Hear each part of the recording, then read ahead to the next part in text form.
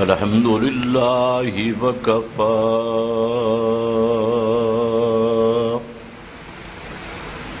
والصلاة والسلام على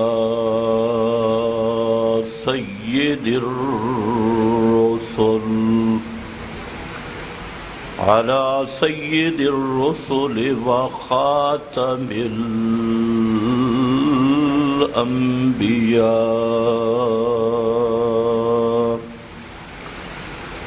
أما بعد فأعوذ بالله من الشيطان الرجيم.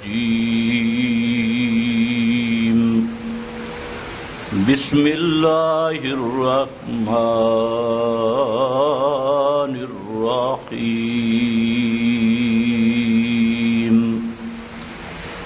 ودوا لو تدهن فيدهنون. سبحان ربك رب العزة عما يصفون وسلام على المرسلين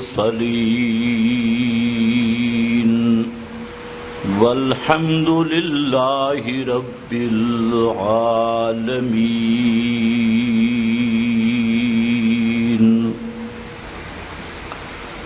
انتہائی قابل قدر بزرگوں اور بھائیوں،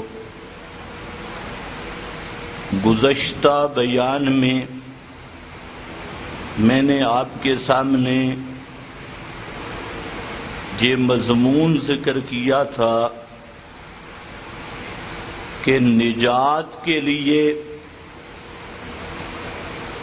اور اللہ رب العزت کے دربار عالیہ میں مقبولیت کے لیے توحید اور سنت کے ساتھ مخلص ہونا ضروری ہے. جب تک توحید اور سنت کے ساتھ اخلاص نہیں آتا، اس وقت تک کبھی بھی نجات یا عند اللہ مقبولیت کا سوال ہی پیدا نہیں ہو سکتا.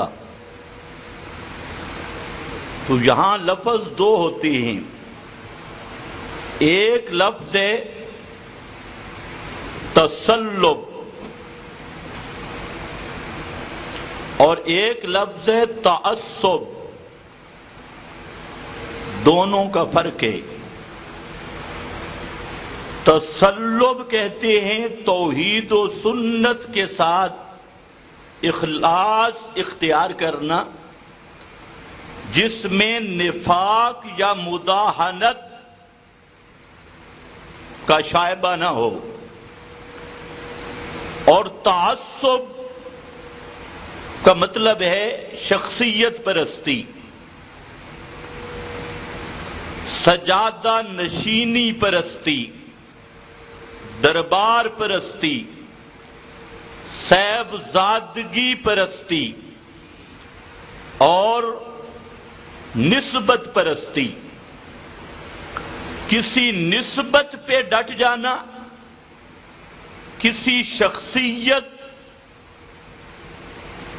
پر بلا دلیل حق کے مقابلہ میں کسی شخصیت کو ترجیح دینا، یا کسی سجادہ نشین، گدی نشین، پیر زادہ، امام زادہ، شیخ زادہ، صاحب زادہ، اس کی شخصیت کے پیچھے لگنا اور حق کو چھوڑ دینا، اس کا نام ہے تعصب.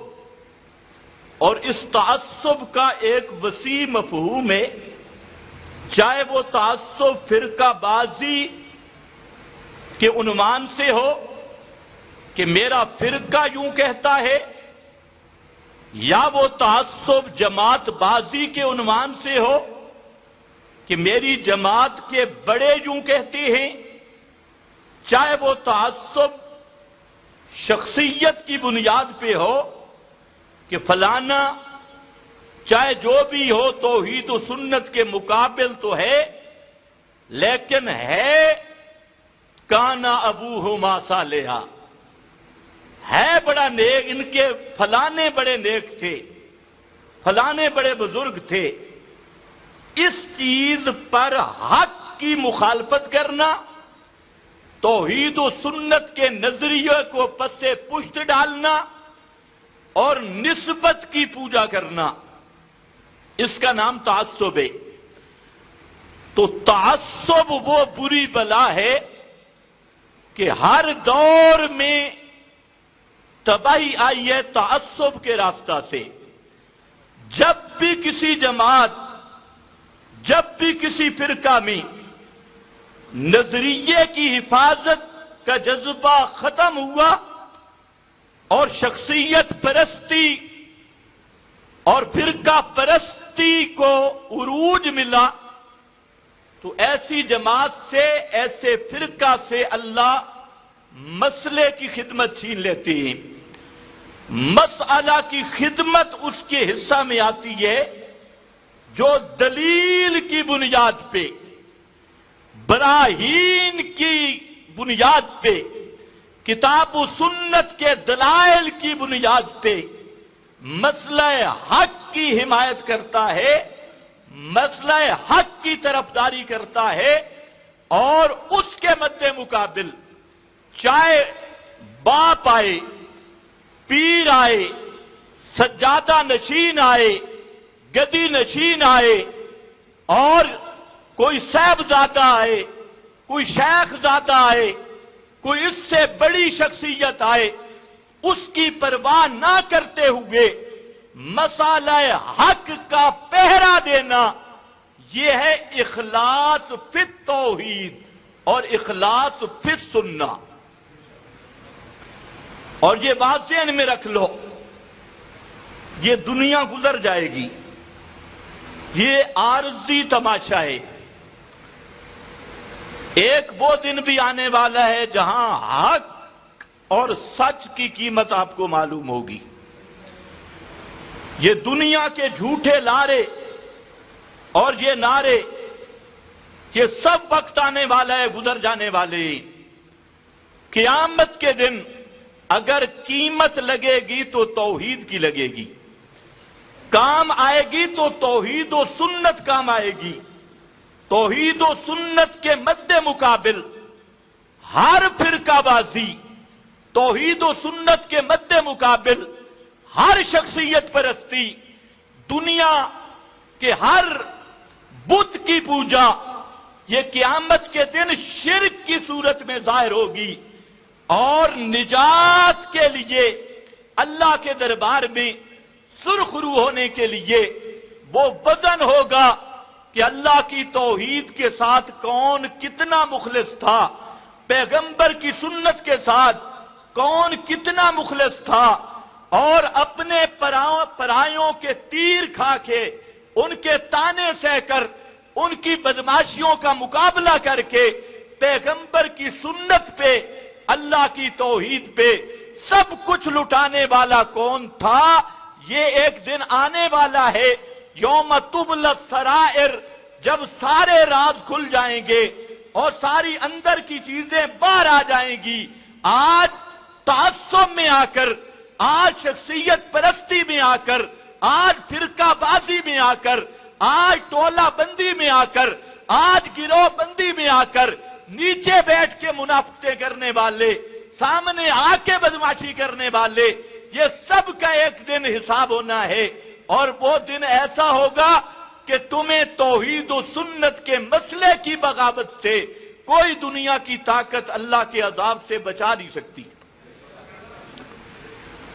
تو اخلاص مقابل ہے نفاق کے۔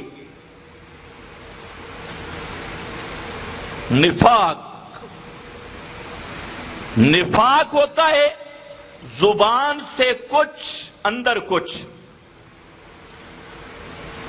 دکھانا اور کرنا اور، ممبر پہ کچھ اور میٹنگ میں کچھ، سامنے کچھ اور چھپ چھپ کر کچھ، یہ ہوتا ہے نفاق۔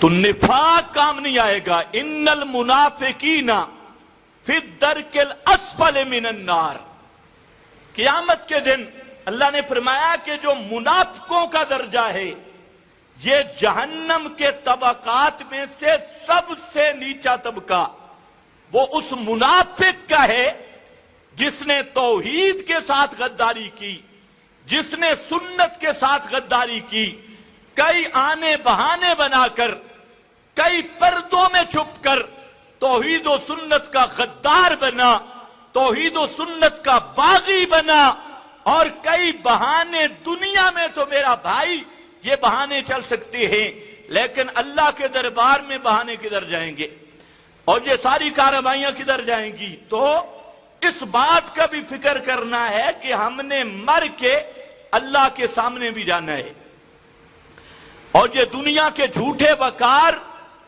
اور یہ دنیا کے جھوٹ موٹ، یہ پراپیگنڈے اور یہ دڑا بازی، یہ فرقہ بازی، یہ ٹولہ بندی، یہ سب ختم ہو جائے گی۔ فرمایا وہاں پر آئے گا تو جئتمونا فرادا، اکیلا ہو کے آئے گا، ساتھ کوئی پارٹیاں نہیں ہوں گی، کوئی فرقے نہیں ہوں گے، کوئی ساتھ دھڑے بندی جتھے بازی نہیں ہوگی۔ وَلَقَدْ جِئْتُمُونَا فُرَادًا كَمَا خَلَقْنَاكُمْ أَوَّلَ مَرَّةٍ، جس طرح پہلی مرتبہ ہم نے پیدا کیا اسی حالت میں میدان قیامت میں آئے گا، اور وہاں پر اگر کام آئے گا تے سونا عقیدہ، اللہ رب العزت کی توحید کا عقیدہ، پیغمبر کی سنت کا عقیدہ، اور اس کے ساتھ اخلاص، یہ اعمال میں وزن کا سبب بنے گا۔ وہاں پر جا کر قدر پتہ چلے گی اور ساری چیزیں سامنے آئیں گی۔ تو بہرحال میں نے آپ کے سامنے یہ ذکر کیا کہ ایک چیز کر لو کہ جو توحید و سنت کا مسئلہ ہے اس کے ساتھ مخلص بن جاؤ، اس میں متصلب بن جاؤ، متعصب نہ بنو۔ تعصب کام نہیں آئے گا۔ ابو جہل تعصب میں مارا گیا، عتبہ شیبہ تعصب میں مارے گئے۔ وہ یہ سمجھتے تھے کہ محمد مصطفیٰ کہتا تو ٹھیک ہے، جب اکیلے بیٹھتے تھے وہ کہتے تھے یار مسئلہ تو اس کا ٹھیک ہے لیکن لے جا بڑا سخت ہے، مسئلہ تو اس کا ٹھیک ہے لیکن طرز بڑی مشکل ہے، مسئلہ تو ٹھیک ہے لیکن حالات ٹھیک نہیں، مسئلہ تو ٹھیک ہے لیکن ہماری مجبوری ہے، کیونکہ ہمارے مقابل الحاج بڑا فلانا، ہمارے بزرگ، ہمارے اکابر، ہمارے فلانے وجدنا علیہ آباءنا الفینا، ہم نے بزرگوں کو پایا، فلانا پایا، مسئلہ ٹھیک ہے لیکن ہم بھی تو قریشی ہیں نا، ہماری بھی تو محنتیں۔ کعبۃ اللہ کی صفائی کرتے کرتے سفید داڑھی ہو گئی، حاجیوں کی خدمت کرتے کرتے، تو ہم بھی تو قریش ہیں۔ وہ تعصب میں مارا گیا۔ اللہ نے حکم دیا، فرمایا فَعْبُدِ اللَّهَ مُخْلِصًا لَهُ الدِّينَ، فَعْبُدِ اللَّهَ مُخْلِصًا لَهُ الدِّينَ۔ میرا پیغمبر دو چیزوں کی قیمت ہوگی، ایک ہے فَعْبُدِ اللَّهَ، فَعْبُدِ اللَّهَ کیا معنی؟ عبادت صرف اللہ کی، پکار صرف اللہ کی، منت منوتی صرف اللہ کی، نظر نیاز صرف اللہ کی، اور قانون صرف اللہ کا۔ قانون کس کا؟ فَعْبُدِ اللَّهَ۔ عبادت کا ایک معنی طاعت بھی ہے، طاعت، یہ شاید نیا مضمون آ جائے گا۔ طاعت، ان الحکم الا للہ، حاکم اکیلا اللہ ہے، مکنن اکیلا اللہ ہے، قانون صرف رب کا چلے گا، اور وہ قانون قرآن کی صورت میں موجود ہے۔ پیغمبر کا حکم اس لیے ماننا ہے کہ وہ حکم الہی کا شارع ہے، حکم الہی کا مبین اور مفسر ہے۔ فقہا کی بات اس لیے ماننی ہے کہ وہ حکم رسول کے شارع ہیں، اس کے مفسر ہیں، اس کے مبین ہیں، ان کو بیان کرنے والے ہیں۔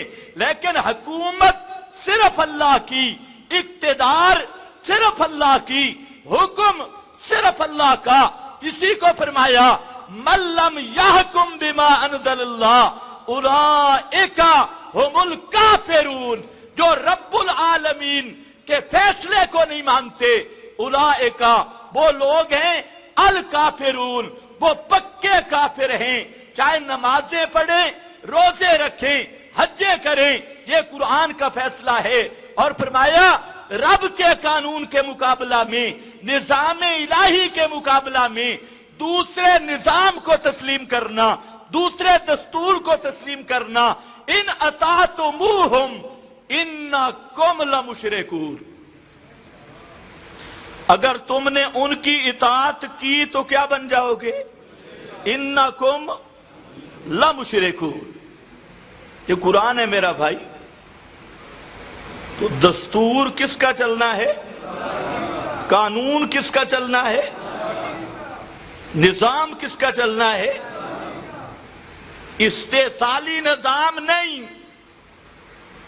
ہم مسلمان ہیں، اور ہر مسلمان کا دل دھڑکتا ہے اسلام کے ساتھ۔ اسلام صرف نماز روزے کا نام نہیں، اسلام دستور کا نام ہے۔ دین کا معنی کہیں پڑھ لیں، دین کا معنی کیا ہے؟ پہلے میں کہا کرتا تھا کہ مولویوں سے پوچھو الہ کا معنی کیا ہے۔ اب ایک نیا عنوان آ رہا ہے، اس پہ ذرا غور کرنا اور اس کا جواب ڈھونڈنا۔ دین کا معنی کیا ہے؟ دین کس چیز کا نام ہے؟ مولویوں سے بھی پوچھو، خود بھی تحقیق کرو۔ دین نام ہے نظام کا۔ کس چیز کا؟ نظام کا۔ دین نام ہے دستور کا، دین نام ہے قانون کا۔ یہ بات آپ سمجھ رہے ہیں میری؟ دین کس چیز کا نام ہے؟ دستور حیات، قانون زندگی، زندگی گزارنے کا قانون، ضابطۂ حیات، ضابطۂ حیات، قانون، دستور، نظام، یہ دین کا مفہوم ہے۔ اور کئی نظام چل رہے ہیں۔ یہودیت کا نظام الگ، نصرانیت کا نظام الگ، ہند کا نظام الگ، اور بدھ مذہب کا نظام الگ، داریوں کا نظام الگ، ہر ایک کا نظام الگ ہے۔ اور محمدی نظام کیا ہے؟ ان الدین عند اللہ الاسلام، ان الدین عند اللہ الاسلام۔ اللہ کی ہاں دستور حیات، اللہ کی ہاں قانون زندگی، اللہ کی ہاں نظام اور نظم، وہ ہے الاسلام۔ اور الاسلام وہ دین ہے جو محمد مصطفیٰ نے پیش کیا۔ تو اس لیے میرا بھائی، بحیثیت مسلمان، یہ تھوڑا سا میں اشارہ کر رہا ہوں، اس پر آگے چل کے انشاءاللہ پوری وضاحت ہوگی۔ اتنی بات ذہن میں رکھ لے کہ دین کہتے کس کو ہیں؟ دین صرف نماز روزے کا نام نہیں، دین نام ہے قانون زندگی کا، دین نام ہے طرز زندگی کا، دین نام ہے مقصود زندگی کا، دین نام ہے دستور حیات کا، دین نام ہے نظام محمدی کا۔ تو اس لیے میں مسلمان ہوں، میرا دین دین اسلام ہے، اس کے مقابل جتنے قوانین ہوں، چاہے وہ یہودیت کا دین ہو، چاہے وہ نصرانیت کا دین ہو، چاہے وہ انگریز کا دین ہو، چاہے وہ مغربیت کا دین ہو، چاہے وہ طاغوتی ادیان ہوں، چاہے وہ دجالی ادیان ہوں، سب سے ہم برات کا اعلان کرتے ہیں اور دین محمدی پر فخر کا اظہار کرتے ہیں۔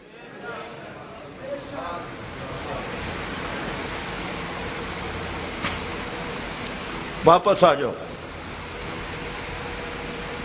توحید اور سنت کے ساتھ اخلاص، سبحان اللہ۔ اللہ نے اس کا سبق سکھایا ہے کہ مخلص کیسے بننا ہے، قرآن کریم میں اس کی تربیت کی۔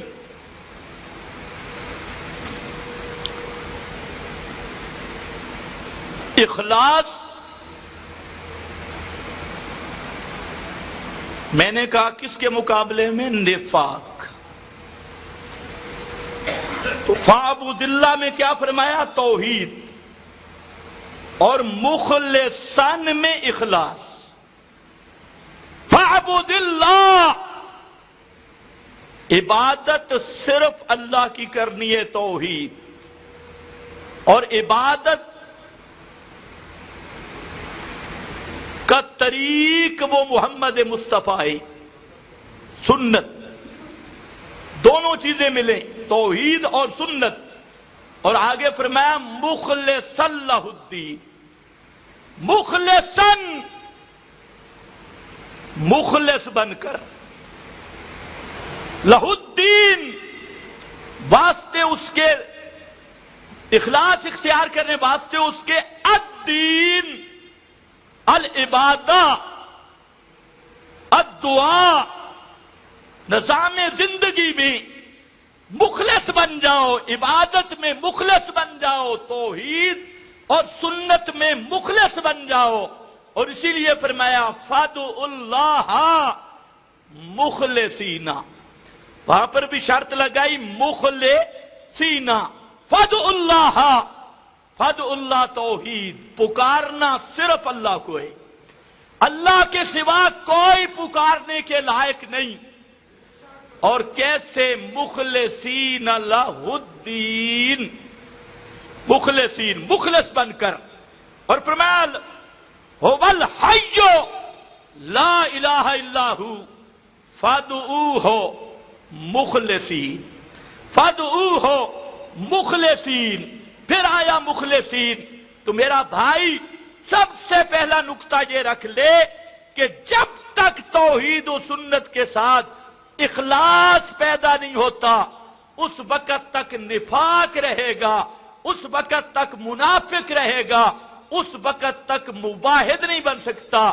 اور اخلاص کا تقاضا یہ ہے تسلب ہو کہ بدعت کا بھی رد ہو، بدعتی کا بھی رد ہو، شرک کا بھی رد ہو، مشرک کا بھی رد ہو۔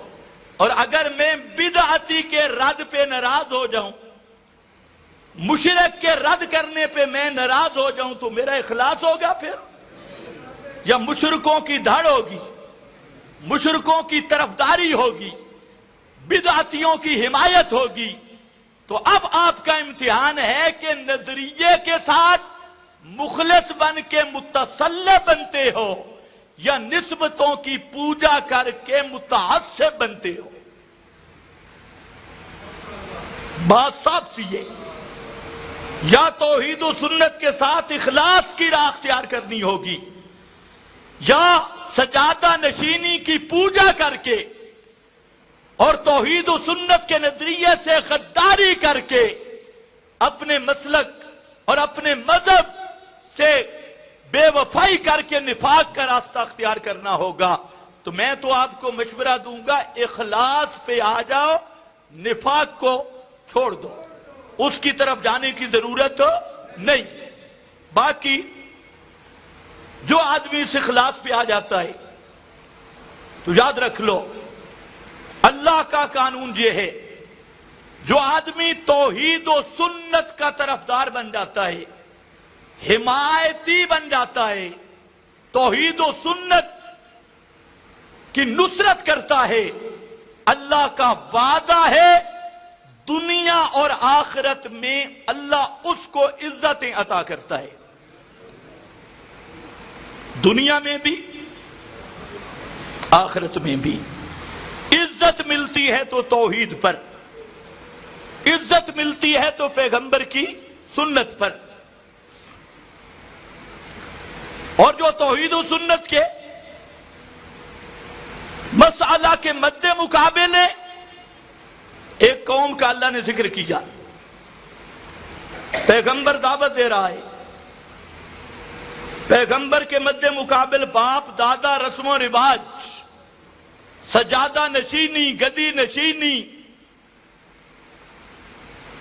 سب چیزیں آ رہی ہیں۔ جب پیغمبر نے مسئلہ ان کے مزاج کے خلاف بیان کیا، سورۃ الاعراف پہ آیت نمبر 82 ہے، تو اللہ نے اس قوم کا ایک جواب ذکر کیا۔ اب چاہیے تو یہ تھا کہ دلائل کا جواب دلائل سے دیا جائے، مسئلہ کا جواب دلائل سے دیا جائے، لیکن انہوں نے کیا کہا؟ وَمَا كَانَ جَوَابَ قَوْمِهِ إِلَّا أَنْ قَالُوا أَخْرِجُوهُمْ مِنْ قَرْيَتِكُمْ۔ ان کے پاس پیغمبر کی دعوت کا جواب نہیں تھا۔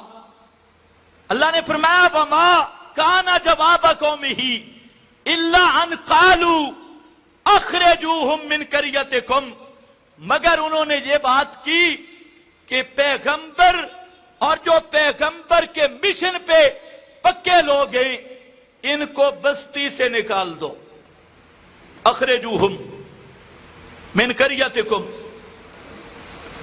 یہ اعلان کیا ہے قوم نے۔ آگے کیوں؟ انہم اناس یتطہرون، یہ بڑے نیک بنتی، بڑے پاک لوگ بنتی، ہمیں پلیت کہتے ہیں اور خود پاک ہیں۔ اب چاہیے تو یہ تھا نا کہ اپنی پلیتیاں چھوڑ دیتے، وہ جو پلیتیاں کر رہے تھے، نجاستیں کر رہے تھے، ان کو چھوڑتے، اپنا گند نہیں چھوڑتے، اپنا کفر نہیں چھوڑتے، اور جواب بھی کوئی نہیں۔ تو جب کسی باطل پرست کے پاس جواب نہیں ہوتا اور اپنی گندگی چھوڑنے کے لیے تیار بھی نہیں ہوتا، تو ہمیشہ یہی کہتا ہے اخرجوہم من قریتکم، ان کو اپنی بستی سے نکال دو، پیغمبر کو اپنی بستی سے نکال دو۔ کیوں نکال دو؟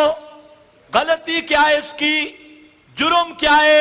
انہم اناس یتطہرون، اس کے دو معنی ہیں۔ انہم اناس، پہلا معنی کہ یہ یار بڑے پاک لوگ ہیں، بڑے توحید والے ہیں اور بڑے پاک اخلاق والے ہیں، اس لیے اگر ہمارے رویہ پہ راضی نہیں ہے تو ان کو بستی سے نکال دو۔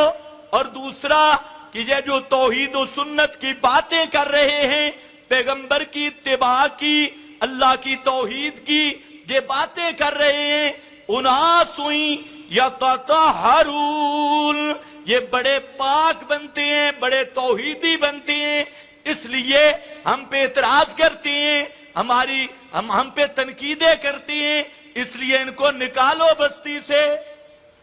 یعنی ہم اسی طرح پلیت رہیں گے، ان کو نکال دو، لیکن ہم پلیتی چھوڑنے کے لیے تیار نہیں ہیں۔ اللہ نے فرمایا دیکھو، اللہ نے اپنے پیغمبر کو فرمایا آپ راتوں رات چل، یہ کہہ رہے ہیں نکال دو، ٹھیک ہے، آپ راتوں رات چلیں اور اپنے ماننے والوں کو بھی لے جائیں۔ پیچھے سے جبریل کو بھیجا، پیغمبر چلا گیا، پیچھے سے جبریل آیا، اس نے پوری بستی کو اٹھایا، پوری بستی جڑوں سمیت اکھاڑ کر آسمانوں کے قریب جا کر بستی کو الٹا کر دیا۔ پیغمبر اور ایمان والوں کو بچا لیا۔ یہ نعرے لگا رہے تھے اخرجوہم، ان کو نکالو۔ اللہ نے فرمایا وہ نہیں نکلے، تمہیں پوری زمین سے نکال دیا، اور جس زمین پہ تم تھے اس زمین کو بھی الٹا کر دیا۔ تو یہ ہوتا ہے نتیجہ، خالص نتیجہ۔ ایک اور پیغمبر ہے، 950 سال مسئلہ سمجھایا، 950 سال قوم ایک ہی پر ہے، پیغمبر کو نکال دو۔ 40 کے قریب آدمیوں نے مانا، باقی سب دشمن ہیں۔ آپ نے واقعہ سنا ہے، فرمایا پیغمبر ہر روز پیغمبر کریم کی مشن کے خلاف بیٹھ گئے، مولوی سارا طبقہ اکٹھا ہو کر، اور کہتے ہیں اس کو کسی طریقہ سے نوح پیغمبر کو نکال دو، کیونکہ یہ جو مسئلہ بیان کرتا ہے یہ ہمارے نظریے کو بدنام کر رہا ہے، ہمارے عقیدے کو بدنام کر رہا ہے، لوگوں کے سامنے ہماری جگ ہنسائی ہوتی ہے۔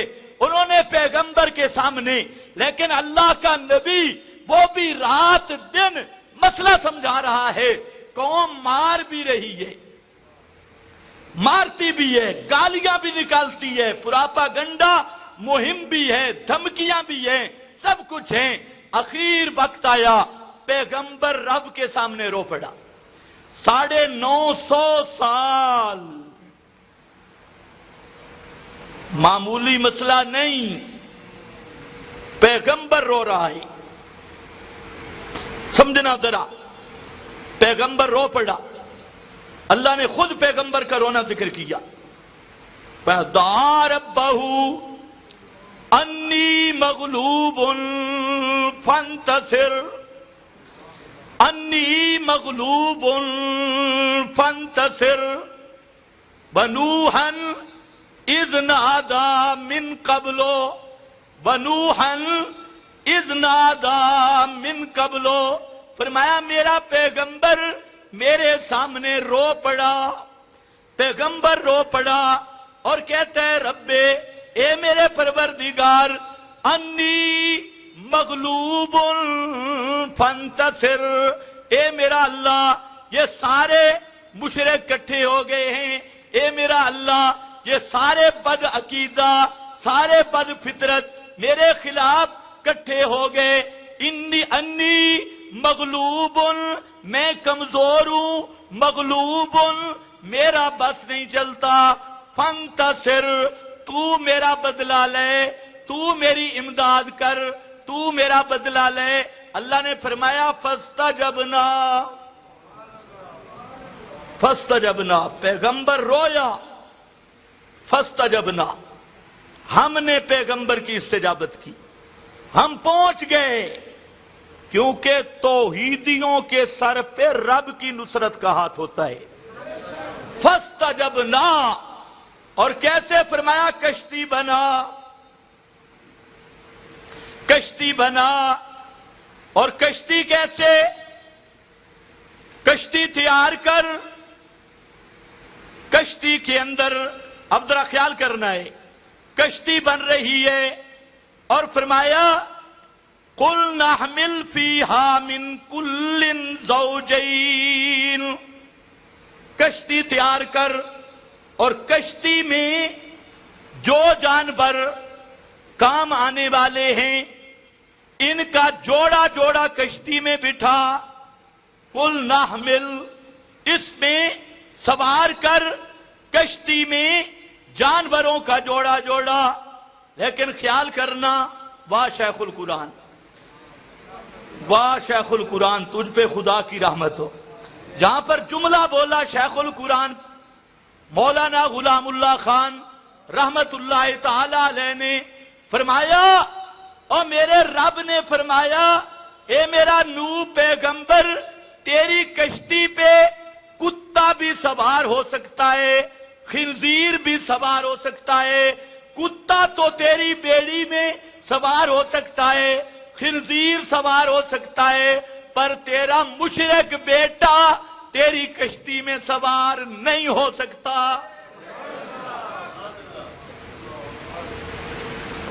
خنزیر بیڑی میں بیٹھ سکتا ہے، کتا بیڑی میں، لیکن پیغمبر کا پیغمبر زادہ، پیغمبر کا بیٹا مشرک، اس کو کشتی میں بیٹھنے کی اجازت نہیں ہے۔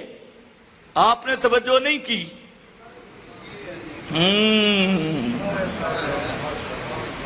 ابھی انشاءاللہ دماغ سیٹ ہوگا۔ خنزیر کشتی میں بیٹھ سکتا ہے، کتا کشتی میں بیٹھ سکتا ہے، تو پیغمبر کا بیٹا، اونچے بولو، پیغمبر کا بیٹا کسی پیر کا بیٹا نہیں، کسی شیخ کا بیٹا نہیں، کوئی سجادہ نشین کا بیٹا نہیں، یہ حضرت نوح پیغمبر کا بیٹا ہے، کنعان ہے۔ میرے رب نے فرمایا میرے پیغمبر تیری کشتی پہ خنزیر بھی بیٹھ سکتا ہے، کتا بھی بیٹھ سکتا ہے، پر ہے تیرا پتر، ہے تیرا بیٹا، پر مشرک ہے۔ اس مشرک بیٹے کو کشتی کے پر بیٹھنے کی اجازت نہیں دی جا سکتی۔ معلوم ہوتا ہے؟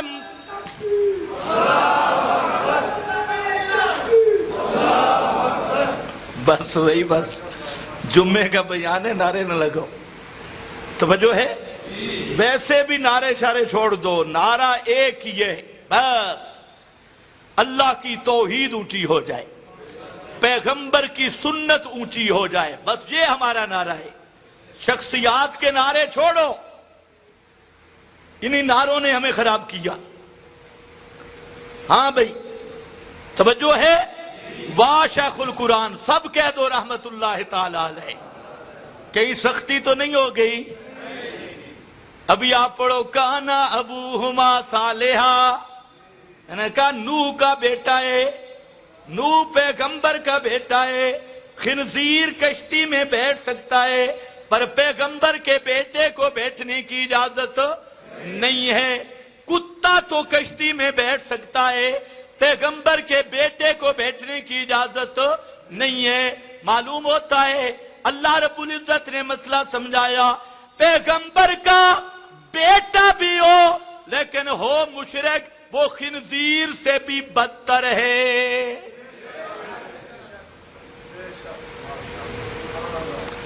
کشتی چل رہی ہے، پیغمبر جا رہا ہے، ایمان والے جا رہے ہیں، اور ساتھ مسئلہ توحید کا سبق آ رہا ہے۔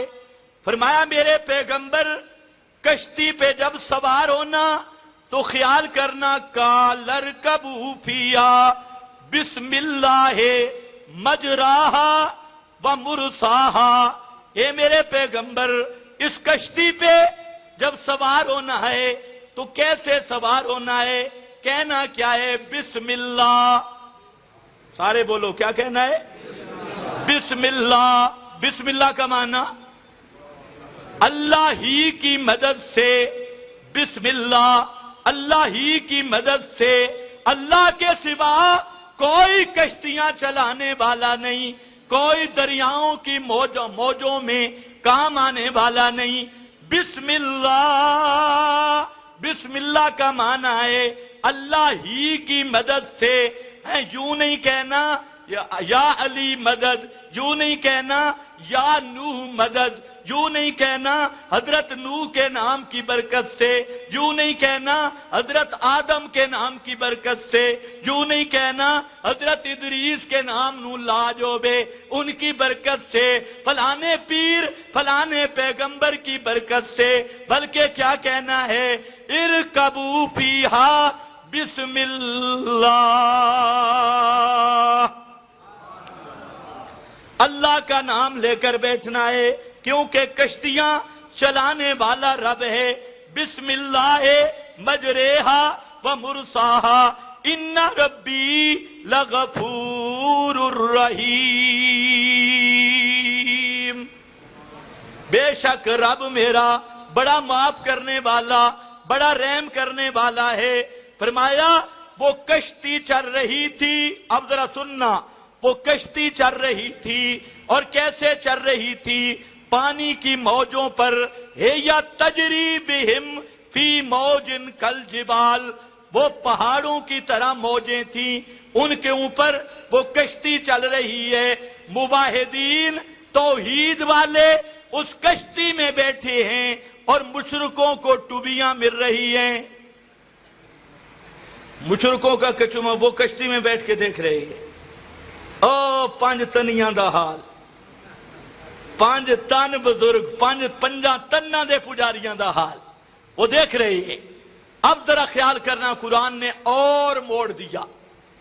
جب وہ کشتی سامنے سے گزری، حضرت نوح کی نظر پڑ گئی اپنے بیٹے پر۔ واہ قرآن تجھ پہ قربان، واہ میرا اللہ کیسا مسئلہ سمجھایا۔ پیغمبر کی نظر پڑی اپنے بیٹے پر، اور جب دیکھا بیٹے کو پیغمبر دیکھ رہا ہے، میرے بھائیوں یہ 950 سال اللہ کی توحید میں مارے کھانے والا پیغمبر نوح پیغمبر، وہ اپنے بیٹے کو دیکھ رہا ہے، اور جب دیکھا تو حضرت نوح نے ندا دی، وَنَادَ نُوحٌ ابْنَهُ، حضرت نوح نے آواز دی اپنے بیٹے کو، وَكَانَ فِي مَعْزِلٍ يَا بُنَيَّ ارْكَب مَعَنَا، بیٹا ایک کنارے پہ جا رہا تھا، پیغمبر کشتی میں تھا۔ حضرت نوح نے کہا اے میرا پترا، اے میرا بیٹا، ارکب معنا، آج مسئلہ مان کر میرے ساتھ سوار ہو جا، ارکب معنا ولا تکم مع الکافرین، کافراں نال جوڑ چھوڑ دے، لا تکم مع الکافرین، کافروں کا ساتھ چھوڑ دے، میرے ساتھ ہو جا۔ کشتی آج تا توحیدیاں دی دھڑ چا کر، اب تو عذاب آ گیا، اب تو توحید والوں کے ساتھ مل جا، کافروں کے ساتھ نہ ہو۔ مال کافرین کال، آگے سے بیٹا کہنے لگا صحابی الی جبل، میں پہاڑ پہ چڑھ جاؤں گا، وہ لمبے اونچے پہاڑ، اس پہ چڑھ جاؤں گا، یعصمنی من الماء، پانی سے مجھے بچا دے گا۔ تھا چونکہ مشرک، اب 5 تن تجھے بھی بھلا گیا، اور مشرک کا عقیدہ ایک جگہ پہ نہیں رہتا، اب کہتے ہیں پہاڑ کی چوٹی پہ چڑھ جاؤں گا، ہاں جانے جا علی دے نعرے بھی ختم، جانے جا حسین دے نعرے بھی ختم، سارے اب پانی یہ پہاڑ بچا لے گا۔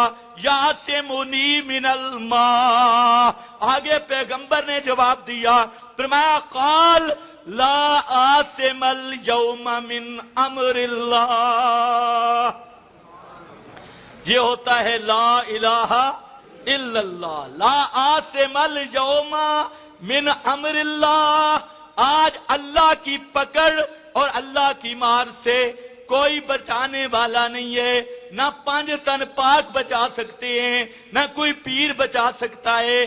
لا عاصم اليوم من امر اللہ الا من رحم، آج وہ بچے گا جس پہ میرا رب رحمت کرے گا۔ اب یہ مکالمہ ہو رہا ہے، ایک طرف پیغمبر زادہ ہے، ایک طرف کون ہے؟ جو مشرکوں کا ساتھی ہے، اور ایک طرف اللہ کا پیغمبر ہے جو توحید کا دائی ہے، 950 سال مارے کھانے والا ہے۔ تم تو کہتے ہیں انہوں نے محنتیں کی، اس سے بڑی محنت کیا ہوگی؟ 950 سال مسئلہ بیان کرنے والا۔ اب ذرا پتہ چلتا ہے کہ قرآن نظریے کی حفاظت کا سبق دیتا ہے یا صاحبزادگی کی پوجا کرواتا ہے نا مسئلہ سمجھنے والا؟ اب قرآن نظریے کی حفاظت کا درس دے رہا ہے یا نسبت کی پوجا کروا رہا ہے؟ اب ذرا خیال کرنا، پیغمبر کے سامنے یہ مکالمہ ہو رہا ہے، زندہ پیغمبر ہے، لیکن اپنے بیٹے کی دل والی دنیا پہ اختیار نہیں ہے۔ اپنے بیٹے کو بھی مسلمان کر سکتا نہیں ہے۔ سبحان اللہ. آئی بات. یہ مکالمہ درمیان سے قرآن کہتا ہے حال بینہم الموج حال بینہم الموج فکان من المغرقین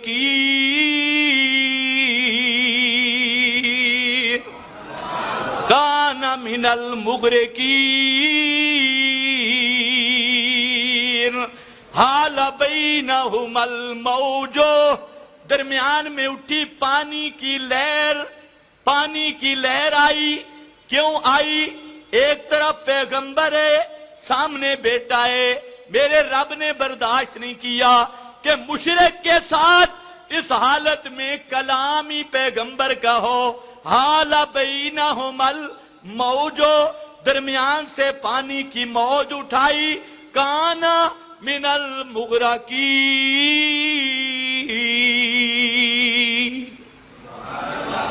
موج کے اہلے میں، موج کی آڑ میں پیغمبر کے بیٹے کو دبو ڈالا، غرق کر دیا. کان من المغرقین.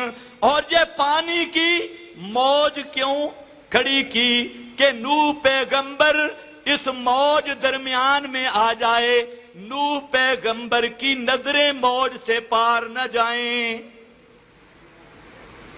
اللہ جانے تم سمجھے بھی ہو کہ نہیں.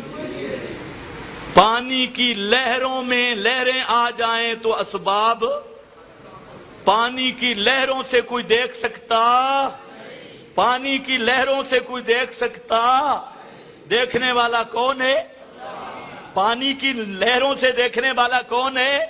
حال بینہم الموج، پانی کی موج اٹھائی تاکہ زندہ پیغمبر کی نظریں بھی موج کے پار نہ ہو سکیں. رب نے مسئلہ سمجھا دیا. پانی کی موجوں میں سے زندہ پیغمبر بھی نہیں دیکھ سکتا.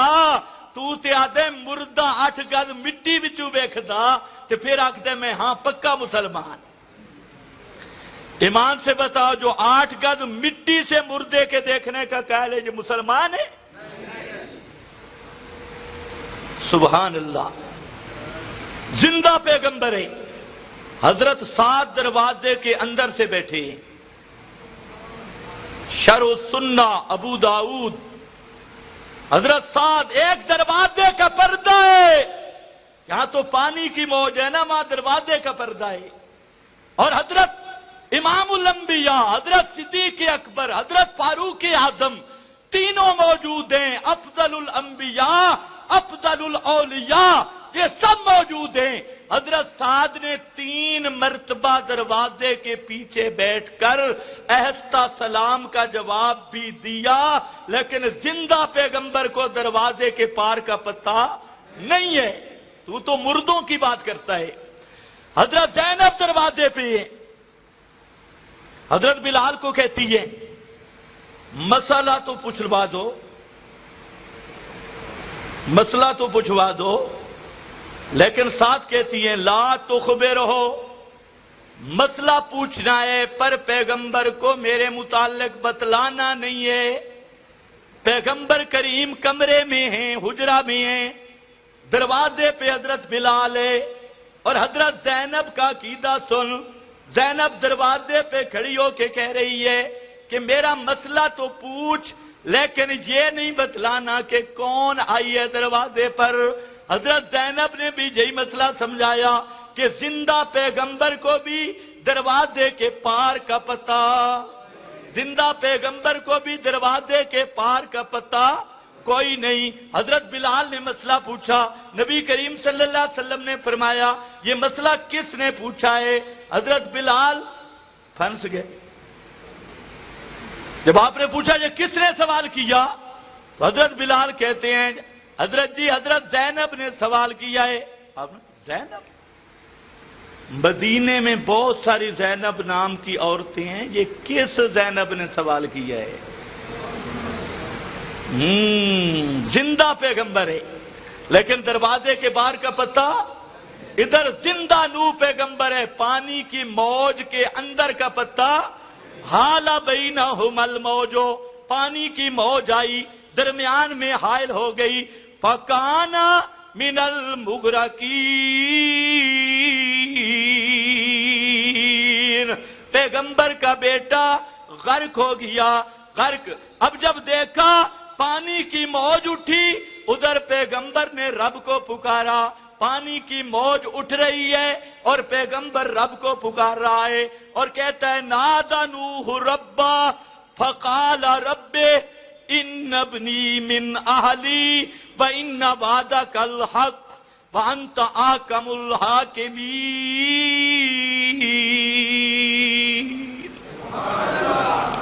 انت احکم الحاکمین۔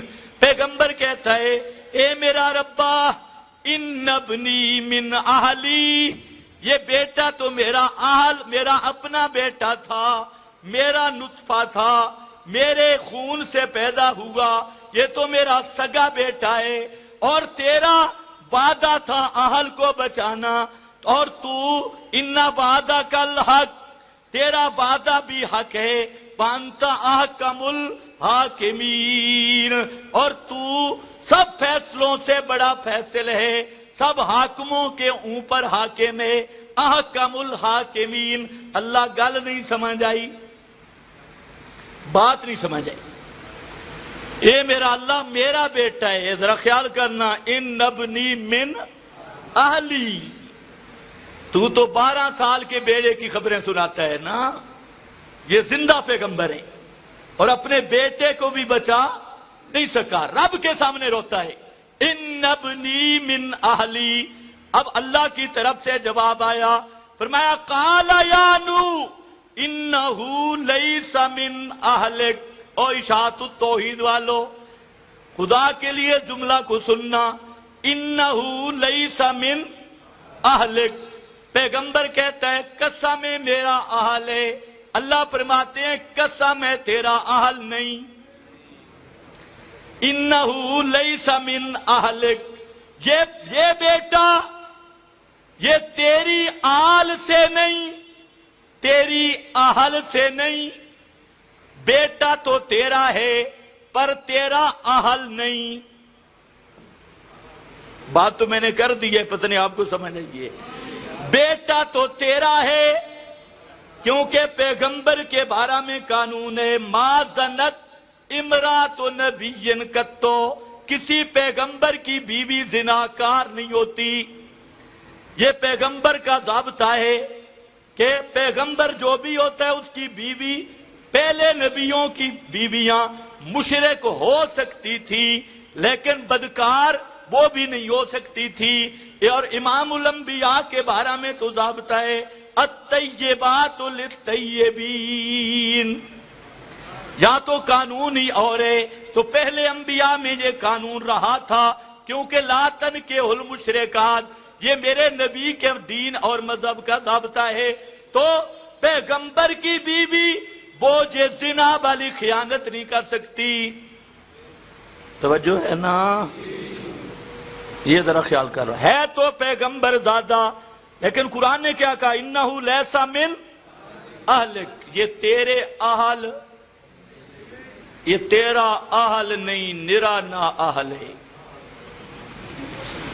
یہ تیرا اہل نہیں، نرا نا اہل ہے۔ قانون سمجھنا ہے، اللہ فرماتے ہیں یہ تیرا اہل نہیں، اہل اور آل وہ ہوتا ہے جو پیغمبر کا مسئلہ مانے، جو پیغمبر کا مسئلہ مانے۔ یہاں پر بھی شیخ القرآن بولا اللہ کی رحمتیں ہوں تجھ پہ غلام اللہ خان، کیسے مسئلہ بیان کیا؟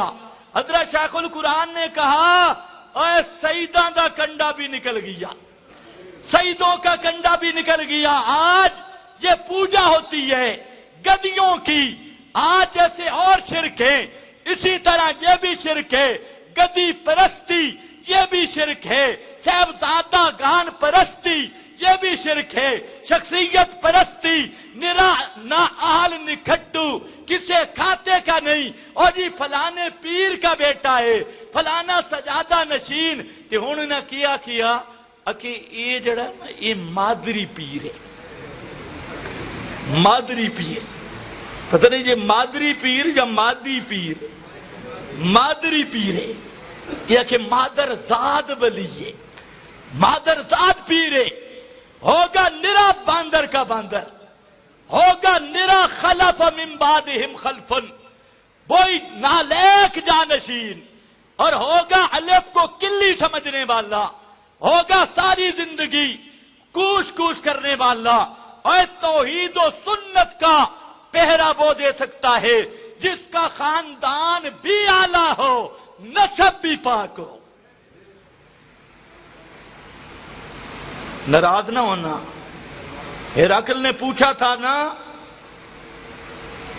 ابو سفیان سے، اس وقت تک ابو سفیان مسلمان نہیں ہوئے تھے، ہرقل نے سوال کیا تھا کہ جس آدمی نے یہ مسئلہ شروع کیا ہے توحید والا، اس کا نسب کیسا ہے؟